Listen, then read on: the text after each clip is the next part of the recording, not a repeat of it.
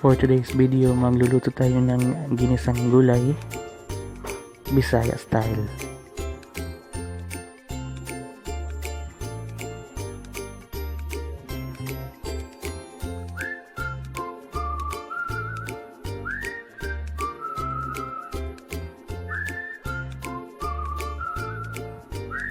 Ihanda na natin ang sangkap, bawang,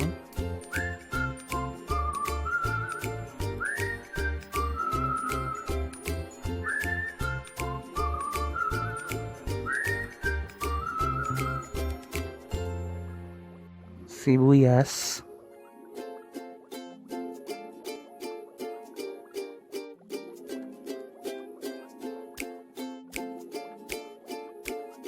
siling haba, ito na ang ating mga sangkap, bawang, sibuyas, asin, siling haba, black pepper, magic sarap, at mantika. At ang ating gulay. At i-ready na natin.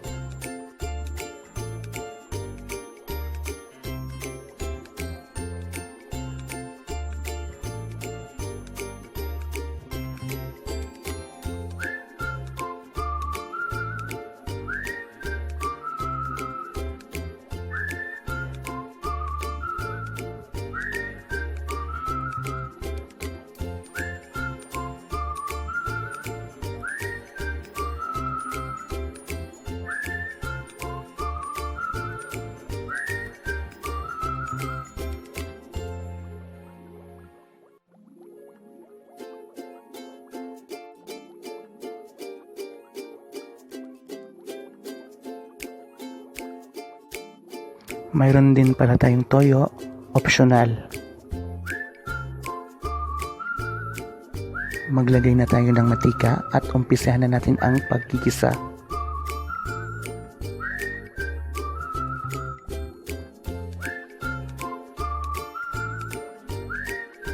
Pag mainit ng matika, ilalagay na natin ang ating mga sangkap.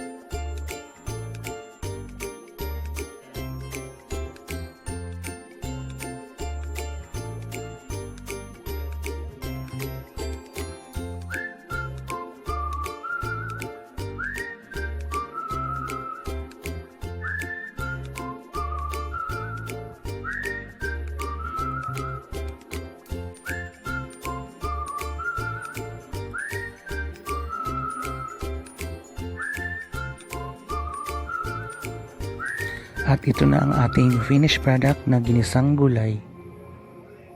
Maraming salamat sa panonood. Hanggang sa muli. Bye-bye!